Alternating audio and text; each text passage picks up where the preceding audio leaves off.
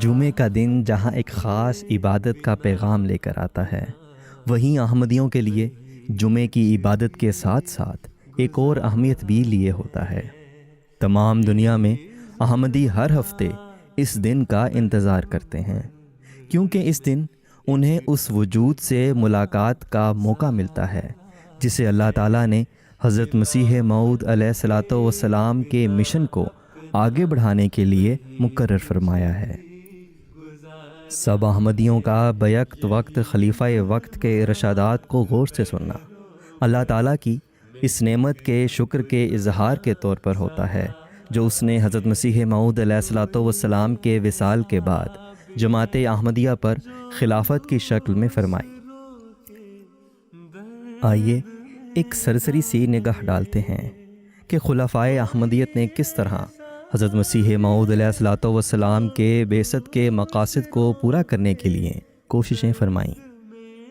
27 مئی 1908 وہ دن تھا جب اللہ تعالیٰ نے حضرت مسیح موعود علیہ الصلوۃ والسلام کی وفات کے غمناک واقعے کے بعد احمدیوں کی خوف کی حالت کو حضرت خلیفۃ المسیح الاول رضی اللہ تعالیٰ عنہ کے ذریعے امن میں تبدیل کیا۔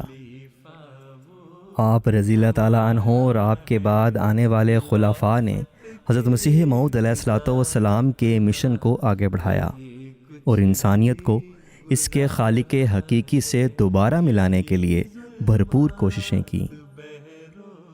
حضرت خلیفۃ المسیح الاول رضی اللہ تعالیٰ عنہ کے دور خلافت کے ابتدا سے ہی واعظین سلسلہ کا تقرر ہوا۔ حافظ غلام رسول صاحب وزیر آبادی، حضرت مولانا غلام رسول صاحب راجی کی اولین واعظ مقرر ہوئے، جنہوں نے ملک کے طول و عرض میں پھر کر سلسلے کی خدمات سر انجام دیں۔ آپ رضی اللہ تعالیٰ عنہ کی تحریک پر حضرت چودھری فتح محمد سیال صاحب وہ پہلے مبلغ بنے جو ہندوستان سے باہر پیغام حق پہنچانے کی خاطر گئے۔ آپ نے لندن جا کر لوگوں کو اللہ کی طرف بلایا۔ اسی طرح متعدد مقامات پر جماعتیں قائم کیں اور اشاعت دین کا کام جہاں حضرت مسیح موعود علیہ الصلوۃ والسلام چھوڑ کر گئے تھے وہیں سے اسے جاری کیا۔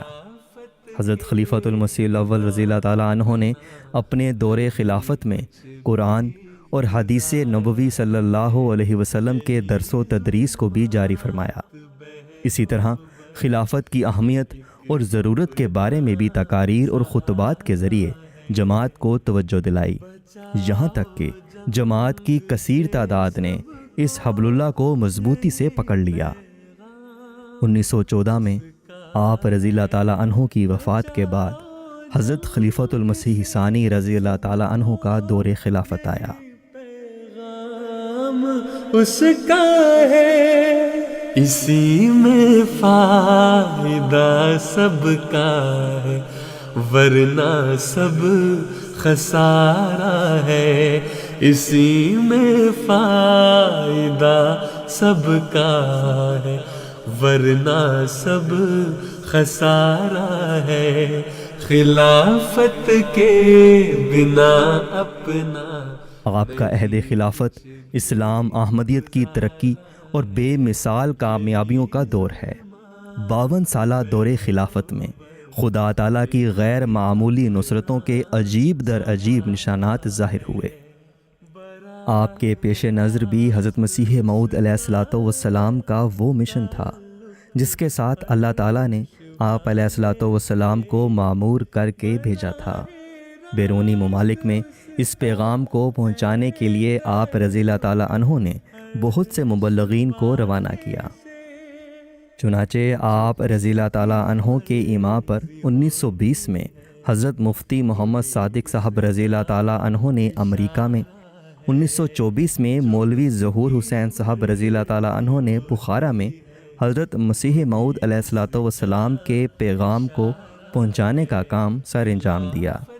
اس کے نتیجے میں یورپ، ایشیا، افریقہ اور امریکہ کے مختلف ممالک میں لوگوں تک اسلام احمدیت کا پیغام پہنچا۔ کثرت کے ساتھ لٹریچر مختلف زبانوں میں شائع کیا گیا اور لاکھوں افراد اسلام کے نور سے منور ہوئے۔ الخیر کلہ فی القرآن کے حضرت مسیح موعود علیہ الصلوۃ والسلام کے الہام کے پیش نظر قرآنی علوم کی اشاعت اور ترویج کے لیے آپ رضی اللہ تعالیٰ عنہ نے درس القرآن کا سلسلہ جماعت میں جاری رکھا اور تفسیر کبیر کے نام سے کئی جلدوں میں قرآن کریم کی ایک ضخیم تفسیر لکھی، جس میں ایک منفرد انداز سے قرآنی حقائق و معارف کو پیش کیا۔ اسلام کا باقی ادیان پر فوقیت ثابت کرنا حضرت مسیح موعود علیہ الصلوۃ والسلام کے مشن کا حصہ تھا۔ اس مقصد کے لیے حضرت خلیفۃ المسیح ثانی رضی اللہ تعالیٰ عنہ 1924 میں لندن تشریف لے گئے اور ویمبلے کانفرنس میں شرکت فرمائی۔ وہاں مختلف مذاہب کے نمائندوں نے اپنے اپنے مذاہب کی خوبیاں بیان کیں۔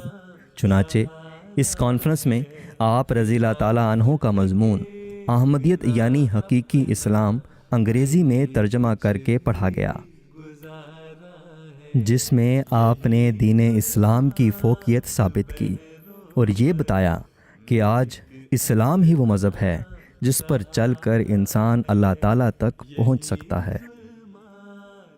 1965 میں حضرت خلیفۃ المسیح ثانی رضی اللہ تعالیٰ عنہ کی وفات کے بعد جماعت احمدیہ حضرت خلیفۃ المسیح ثالث رحمہ اللہ تعالیٰ کے دور خلافت میں آگے بڑھی۔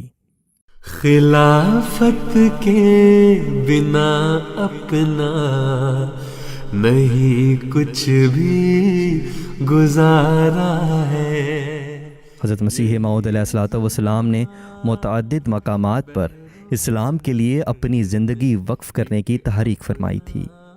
حضرت مصلح موعود رضی اللہ تعالیٰ عنہ کی وفات کے بعد حضرت خلیفۃ المسیح ثالث رحمہ اللہ تعالیٰ نے اس مشن کو آگے بڑھاتے ہوئے وقف عارضی کی تحریک جاری فرمائی، جس کے تحت کوئی بھی احمدی 2 سے 6 ہفتوں تک کسی بھی مقام پر جا کر قرآن کریم پڑھانے اور جماعت کی تربیت کرنے کا کام کرتے ہیں۔ دراصل یہ بھی حضرت مسیح موعود علیہ الصلوۃ والسلام کے مشن کی تکمیل کے لیے ایک کڑی ہے، جس کے تحت جماعت کے لوگوں کو اللہ تعالیٰ کا کلام سکھا کر اللہ تعالیٰ سے مزید نزدیک لانے کا کام کیا جاتا ہے۔ اسی طرح جلسہ سالانہ 1973 میں 7 سالہ جوبلی کے روحانی پروگرام کی تحریک کرتے ہوئے فرمایا، تسبیح و تحمید اور درود شریف کا بالالتزام ورد کرنا ہے۔ بڑے کم از کم 200 مرتبہ سبحان اللہ و بحمدہ سبحان اللہ العظیم اللہم صلی علی محمد و آل محمد کا ورد کریں اور 100 بار استغفار کریں۔ 15 سے 25 سال عمر والے 100 بار تسبیح پڑھیں اور 33 مرتبہ استغفار۔ 1982 آپ رحمہ اللہ تعالیٰ کی وفات کے بعد جماعت احمدیہ خلافت رابعہ کے دور میں داخل ہوئی۔ چلے وہ دشت و صحرا میں تو ان میں پھول کھل اٹھے، چلے وہ دشت و صحرا میں تو ان میں پھول کھل اٹھے۔ دنیا تیزی سے تبدیل ہو رہی تھی اور مواصلات کے جدید ذرائع ایجاد ہو رہے تھے۔ ٹی وی اور ڈش اینٹینا کے ذریعے مختلف علوم ویڈیو کی شکل میں دنیا میں پھیل رہے تھے۔ اس صورتحال کو بھانپتے ہوئے حضرت خلیفۃ المسیح الرابع رحمہ اللہ تعالیٰ نے MTA کی بنیاد رکھی۔ حضرت مسیح موعود علیہ الصلوۃ والسلام کے پیغام کو دنیا کے کناروں تک پہنچانے کی لگن کے باعث آپ نے ایک انٹرنیشنل چینل شروع فرمایا، جو دیکھتے ہی دیکھتے متعدد چینلوں میں تبدیل ہو گیا۔ اب MTA کے ذریعے جہاں احمدی اپنے خلیفہ کی باتیں سن سکتے ہیں، وہیں باقی دنیا بھی اس روحانی مائدے سے سیراب ہو رہی ہے۔ حضرت خلیفۃ المسیح رابع رحمہ اللہ تعالیٰ نے MTA کو اپنے پاؤں پر کھڑا کرنے کے لیے متعدد پروگرامز میں خود شرکت فرمائی اور MTA کے ذریعے ایک قیمتی سرمایہ چھوڑ گئے۔ حضرت خلیفۃ المسیح رابع رحمہ اللہ تعالیٰ کا تحریر فرمودہ انقلاب انگیز لٹریچر جماعت کے ساتھ ساتھ مغرب و مشرق کے دانشوروں اور مفکروں سے بھی قبولیت کی سند حاصل کر چکا ہے۔ مذہب کے نام پر خون اور revelation, rationality, knowledge and truth اس کی واضح مثالیں ہیں۔ 2003 میں حضرت خلیفۃ المسیح رابع رحمہ اللہ تعالیٰ کی رحلت کے بعد جماعت احمدیہ نے خلافت خامسہ کے دور میں قدم رکھا۔ سہارا ہے براہ راست اس کا ہے تعلق عرش والے سے، براہ راست اس کا ہے تعلق۔ حضرت مسیح موعود علیہ الصلوۃ والسلام نے اپنی تصنیف رسالہ الوصیت میں ایک نظام نو کی بنیاد رکھی۔ حضرت خلیفۃ المسیح الخامس ایدہ اللہ تعالیٰ بنصر العزیز نے 2005 میں نظام وصیت کے 100 سال مکمل ہونے پر احباب جماعت کو اس طرف توجہ دلائی، جس کے نتیجے میں احمدیوں نے بڑھ چڑھ کر اس میں حصہ لیا۔ 2008 کا عہد ساز سال بھی آپ ایدہ اللہ تعالیٰ بنصر العزیز کے عہد خلافت میں آیا، جب خلافت احمدیہ کو 100 سال مکمل ہوئے۔ چنانچہ تمام احمدیوں نے بیک وقت خلافت کو تا دم آخر محفوظ رکھنے کا وعدہ کیا اور اپنے امام کے عطا کردہ روحانی پروگرام میں مسابقت کی روح کے ساتھ شرکت کی۔ بھٹکی انسانیت کو اس کے خالق و مالک کے ساتھ جوڑنے کے لیے حضور انور ایدہ اللہ تعالیٰ بنصر العزیز نے دنیا بھر میں مساجد کی تعمیر کی بھی تحریک فرمائی، جس پر یورپ اور افریقہ سمیت دیگر ممالک نے والہانہ لبیک کہا۔ یہ خانہ خدا جہاں اللہ تعالیٰ کی عبادت کے لیے جگہ فراہم کرتا ہے، وہیں مقامی افراد کے دیگر جماعتی پروگراموں کے لیے بھی ایک جگہ مہیا کر دیتا ہے۔ انی معاکا یا مسرور کے الہامی وعدے کے ماتحت اللہ تعالیٰ کی تائیدات حضرت خلیفۃ المسیح الخامس ایدہ اللہ تعالیٰ بنصر العزیز کے ساتھ نظر آ رہی ہیں، اور حضرت مسیح موعود علیہ الصلوۃ والسلام کے مشن کو دنیا کے کونے کونے میں پھیلانے کا مشن حضور انور ایدہ اللہ تعالیٰ بنصر العزیز کے دور خلافت میں بڑھتا چلا جا رہا ہے۔ جماعت احمدیہ کی ترقی پر سورج غروب نہیں ہوتا۔ دنیا کے 205 ملکوں میں پھیلی یہ جماعت کہیں نہ کہیں کسی نہ کسی ذریعے سے حضرت خلیفۃ المسیح کی قیادت میں حضرت مسیح موعود علیہ الصلوۃ والسلام کے الہی مقصد کی تکمیل کے لیے کام کرتی چلی جا رہی ہے۔